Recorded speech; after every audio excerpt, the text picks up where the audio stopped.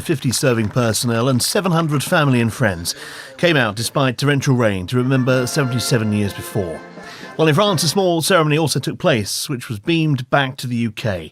The purpose of both, to remember and now preserve the events of the 6th of June 1944, D-Day, and the landings on the German-occupied beaches of Normandy.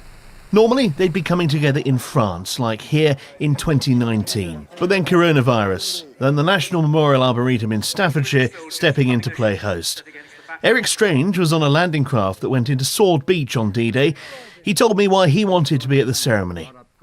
There's an awful lot of people didn't come back to tell it. And that's really the people we remember and why we come. Because there's an awful lot of graves over there. But we're the lucky ones. Alongside the graves, there is now a new memorial. The NMA audience was transported to France via satellite link to see the British Normandy Memorial being officially opened. I know just how much our incomparable veterans had hoped to be in Normandy today to see their memorial for themselves.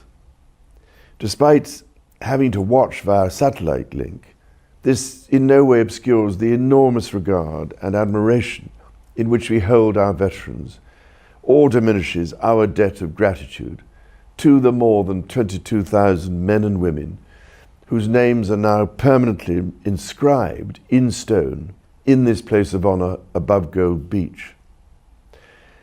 As I said when I first became aware of the plans for this long overdue British memorial, it has for many years been a concern to me that the memory of these remarkable individuals should be preserved for future generations as an example of personal courage and sacrifice for the benefit of the wider national and indeed international community.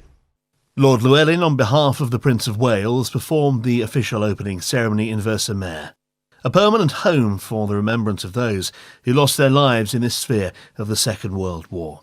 It's the first time, the only time, that all 22,442 service people under British command who fought and lost their lives in the Normandy campaign, their names have been brought together. That's really important for the surviving veterans to see the names of their comrades, for the families of those who fought and fell, and I think for generations to come.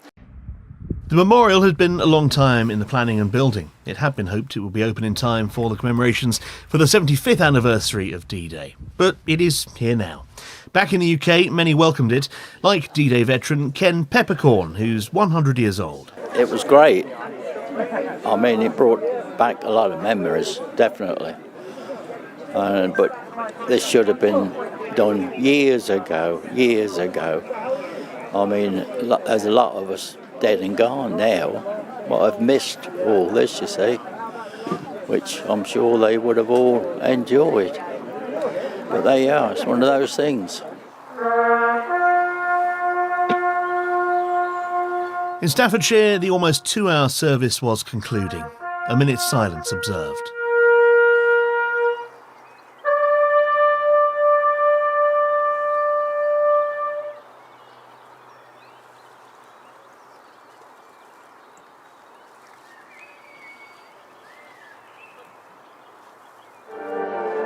Then several veterans were presented with a Légion d'honneur medal from France, their highest honour, for their part in the Normandy landings. While everyone would have preferred for this commemoration to have taken place in France, it has given veterans another chance to meet up. Each year the veterans have come together, normally in Bayeux, but this year here at the NMA, to check on each other, the comradeship and the matiness of the relationship they've developed, in many cases post-war.